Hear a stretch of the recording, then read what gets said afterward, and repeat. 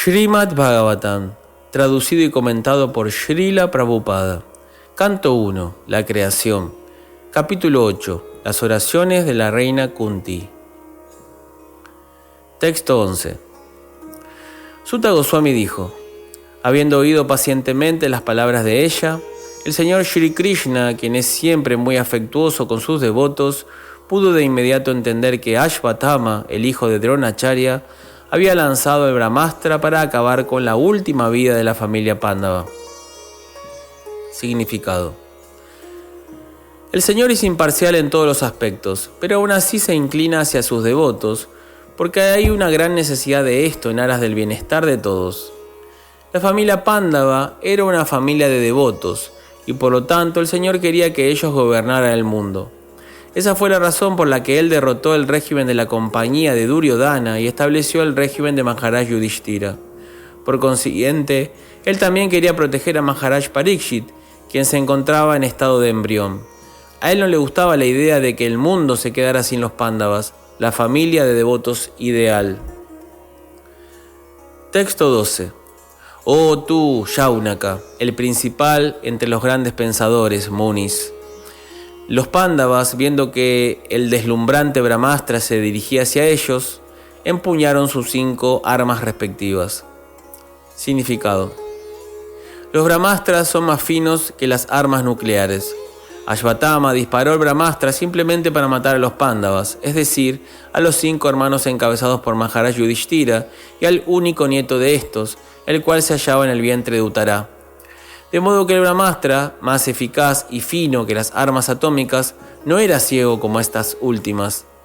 Cuando se lanzan bombas atómicas, estas no discriminan entre el blanco y los demás. Las bombas atómicas principalmente le hacen daño a los inocentes, porque no pueden ser controladas. El Brahmastra no es así. El Brahmastra distingue el blanco de los demás y procede conforme a ello, sin hacerle daño a los inocentes. Texto 13. La todopoderosa personalidad de Dios, Shri Krishna, habiendo observado que un gran peligro acechaba a sus devotos puros, quienes eran almas totalmente entregadas, esgrimió de inmediato su disco Sudarshana para protegerlos. Significado: el Brahmastra, el arma suprema lanzada por Ashvatthama, era un arma similar a la nuclear, pero con más radiación y calor que esta. Ese Brahmastra es el producto de una ciencia más sutil, siendo el producto de un sonido más fino, un mantra que se encuentra en los Vedas. Otra ventaja de esa arma es que no es ciega como el arma nuclear, pues puede ser dirigida únicamente hacia el blanco y nada más. Ashvatthama lanzó el arma solo para acabar con los miembros de varones de la familia de Pandu. Por lo tanto, en un sentido, era más peligrosa que las bombas atómicas, porque podía penetrar incluso en el lugar más protegido de todos y nunca erraba en el blanco. Sabiendo todo esto, el señor Shri Krishna esgrimió de inmediato su arma personal para proteger a sus devotos, los cuales no tenían a nadie más que a Krishna. En el Bhagavad Gita, el Señor ha prometido claramente que sus devotos nunca habrán de ser vencidos, y Él se comporta conforme a la calidad o grado del servicio devocional que le prestan los devotos. Aquí es significativa la palabra Ananya Vishayatmanam. Los Pándavas dependían de la protección del Señor en un 100%, aunque todos ellos eran de por sí grandes guerreros. Pero el Señor no les hace caso ni siquiera a los más grandes guerreros, y además los vence en un 2x3. Cuando el Señor vio que no quedaba tiempo para que los Pándavas contraatacaran el Brahmastra de Ashvatthama, esgrimió su arma, incluso a riesgo de romper su propio voto. Aunque la batalla de Kurukshetra estaba casi terminada, aún así, de acuerdo con su voto, él no debió haber esgrimido su propia arma. Pero la emergencia era más grande que el voto. Él es mejor conocido como Bhakta Vatsala, el amante de su devoto, y así pues prefirió continuar como Bhakta Vatsala antes que ser un moralista mundano que nunca rompe su solemne voto. Texto 14. El Señor del misticismo supremo, Shri Krishna, reside en el corazón de todos en forma del Paramatma. Como tal, solo para proteger al descendiente de la dinastía Kuru, cubrió el embrión de Uttara con su energía personal. Significado: El Señor del misticismo supremo puede residir simultáneamente dentro del corazón de todos o incluso dentro de los átomos, mediante su aspecto Paramatma, su porción plenaria. Por consiguiente, desde dentro del cuerpo de Uttara, él cubrió el embrión para salvar a Maharaj Parikshit y proteger la descendencia de Maharaj Kuru, de quien el rey Pandu también era descendiente. Tanto los hijos de Dhritarashtra como los de Pandu pertenecían a la misma dinastía, la de Maharaj Kuru. En consecuencia, todos ellos eran generalmente conocidos como Kurus. Pero cuando hubo diferencias entre las dos familias, los hijos de Dhritarashtra se les conoció como Kurus, mientras que a los hijos de Pandu se les conoció como Pándavas. Como todos los hijos y nietos de Dhritarashtra fueron matados en la batalla de Kurukshetra, al último hijo de la dinastía se le designa como el hijo de los Kurus. Texto 15.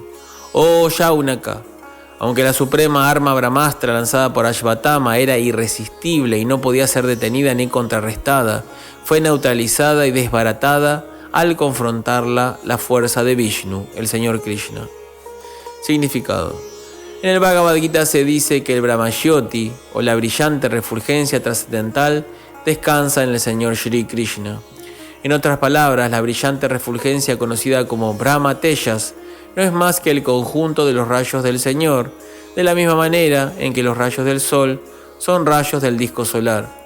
Así que esa arma, Brahma, aunque es irresistible en sentido material, tampoco pudo superar la suprema fortaleza del Señor. El arma denominada Brahmastra que Ashvatthama lanzó fue neutralizada y desbaratada por el Señor Shri Krishna mediante su propia energía, es decir, él no esperó a que nadie más lo ayudara, porque él es absoluto. Texto 16. Oh Brahmanas, no crean que esto es algo especialmente maravilloso entre las actividades de la misteriosa e infalible personalidad de Dios.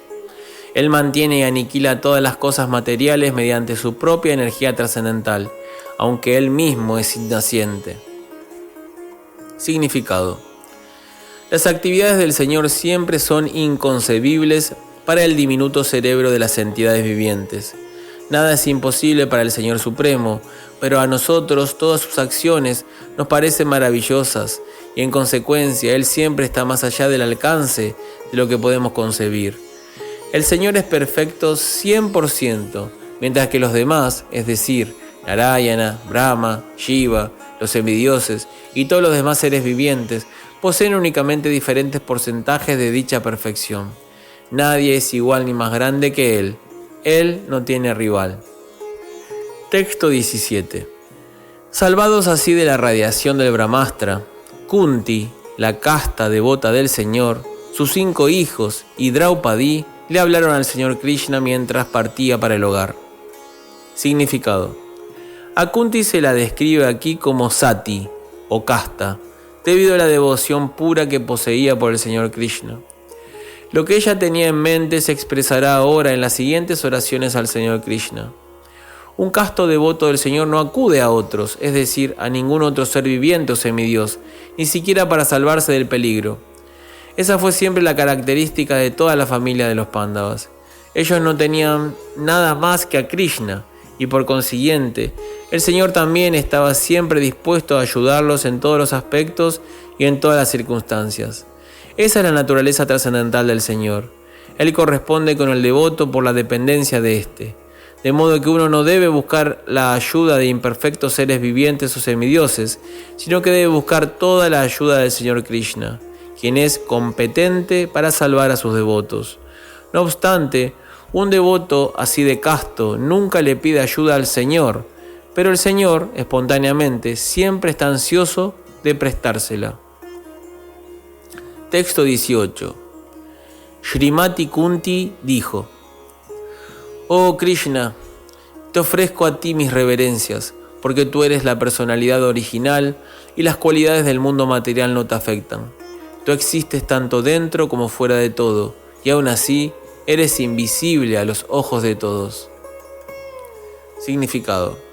Srimati Kunti Devi estaba perfectamente consciente de que Krishna es la personalidad de Dios original, aunque él estaba haciendo el papel de sobrino de ella. Una dama tan iluminada como ella no podía cometer el error de ofrecerle reverencias a su sobrino. Por consiguiente, ella se dirigió a él designándolo como el Purusha original que se encuentra más allá del cosmos material. Aunque todas las entidades vivientes también son trascendentales, no son ni originales ni infalibles. Las entidades vivientes son propensas a caer bajo las garras de la naturaleza material, pero el Señor nunca es así. En los Vedas, por lo tanto, se lo describe a Él como la principal de todas las entidades vivientes, Nityo Nityanam Chetanas Chetananam. Luego se le designa además como Ishvara o el controlador. Las entidades vivientes o los semidioses tales como Chandra y Surya también son hasta cierto punto Ishvara, pero ninguno de ellos es el Ishvara supremo o el controlador máximo. Krishna es Parameshvara o la superalma. Él se encuentra tanto dentro como fuera. Aunque él estaba presente ante Srimati Kunti como sobrino de ella, también se encontraba dentro de ella y de todos los demás. En el Bhagavad Gita 15.15 el Señor dice: yo estoy situado en el corazón de todos y solo gracias a mí se recuerda, se olvida y se está consciente, etc. A través de todos los Vedas, yo soy el que ha de conocerse, pues soy el compilador de los Vedas y el maestro del Vedanta. La reina Kunti afirma que el Señor, aunque está tanto dentro como fuera de todos los seres vivientes, aún así es invisible. El Señor es, por así decirlo, un enigma para el hombre común. La reina Kunti experimentó personalmente que el Señor Krishna estaba presente ante ella y que, sin embargo, Él entró en el vientre de Uttara para salvar al embrión de esta última del ataque del Brahmastra de Ashvatthama. Kunti misma estaba intrigada acerca de que Shri Krishna está dentro y fuera de todo o está localizado. En verdad, las dos cosas son ciertas, pero Él se reserva el derecho de exponerse ante personas que no son almas entregadas. Esta cortina restrictiva se denomina la energía Maya del Señor Supremo, y ella controla la ilimitada visión del alma rebelde. Eso se explica de la siguiente manera. Texto 19. Estando más allá del alcance de la ilimitada percepción de los sentidos, tú eres el factor eternamente irreprochable que está cubierto por la cortina de energía alucinante. Tú eres invisible para el observador necio, de la misma manera que un actor, al desempeñar un papel, no es reconocido. Significado. En el Bhagavad Gita, el Señor Krishna afirma que las personas poco inteligentes lo toman equivocadamente por un hombre ordinario como nosotros, y que por ello lo menosprecian. Aquí la reina Kunti confirma lo mismo. Las personas poco inteligentes son aquellas que se rebelan en contra de la autoridad del Señor. Dichas personas son conocidas como asuras. Los asuras no pueden reconocer la autoridad del Señor. Cuando el propio Señor aparece entre nosotros como Rama, Nrisimha, Varaha o en su forma original de Krishna, realiza muchos actos maravillosos que son humanamente imposibles de realizar. Como habremos de encontrar en el 10º canto de esta gran obra literaria, el Señor Shri Krishna, incluso en los días en que aún se hallaba en el regazo de su madre, exhibió sus actividades humanamente imposibles de realizar. Él mató a la bruja Putaná, pese a que ella se untó veneno en el pecho solo para matar al Señor. El Señor chupó el pecho de ella tal como lo haría un bebé ordinario, y le chupó también su propia vida. Asimismo, Él levantó la colina de Govardhana, tal como un niño levanta un hongo, y permaneció de pie continuamente durante varios días, tan solo para brindarles protección a los residentes de Vrindavan. Estas son algunas de las actividades sobrehumanas del Señor que se describen en las escrituras védicas autoritativas, tales como los Puranas, Itihasas, historias, y Upanishads. Él ha dado instrucciones maravillosas en la forma del Bhagavad Gita. Él ha exhibido facultades maravillosas como héroe, cabeza de familia, maestro y renunciante. Él es aceptado como la suprema personalidad de Dios por personalidades muy autoritativas, tales como Vyasa, Devala, Asita, Narada, Madhva, Shankara, Ramanuja, Sri Chaitanya Mahaprabhu, Shiva Goswami, Vishwanatha Chakravarti, Bhakti Siddhanta Sarasvati y todas las demás autoridades de la línea. Él mismo ha declarado otro tanto en muchos lugares de las escrituras auténticas, Y aún así existe una clase de hombres con mentalidad demoníaca que siempre están reacios a aceptar al Señor como la suprema verdad absoluta. Esto se debe en parte a su escaso acopio de conocimiento y en parte a su terca obstinación, que es resultado de diversas fechorías realizadas en el pasado y en el presente. Personas de esa clase no pudieron reconocer al Señor Krishna ni siquiera cuando Él estuvo presente ante ellos. Otra dificultad que existe es que aquellos que dependen más de sus imperfectos sentidos no pueden llegar a comprender que Él es el Señor Supremo. Dichas personas son como el científico moderno. Ellas quieren conocer todo por medio de su conocimiento experimental, pero no es posible conocer a la Suprema Persona mediante el imperfecto conocimiento experimental. A Él se le describe aquí como Adokshaya, o que está más allá del alcance del conocimiento experimental. Todos nuestros sentidos son imperfectos. Nosotros decimos que lo observamos absolutamente todo, pero hemos de admitir que únicamente podemos observar las cosas bajo ciertas condiciones materiales, las cuales también están más allá de nuestro control. El Señor está más allá de la observación perceptiva de los sentidos. La reina Kunti acepta esta deficiencia del alma condicionada, especialmente de la poco inteligente clase femenina. Para las personas poco inteligentes debe haber cosas tales como templos, mezquitas o iglesias, de modo que puedan comenzar a reconocer la autoridad del Señor y a oír a las autoridades hablar de Él en esos lugares sagrados. Para los hombres poco inteligentes, ese comienzo de la vida espiritual es esencial, y únicamente los hombres necios censuran el establecimiento de dichos lugares de adoración que se requieren para elevar el nivel de los atributos espirituales de las masas. Para las personas poco inteligentes, el postrarse ante la autoridad del Señor, como generalmente se hace en los templos, mezquitas o iglesias, es tan beneficioso como para los devotos adelantados lo es meditar en Él mediante el servicio activo.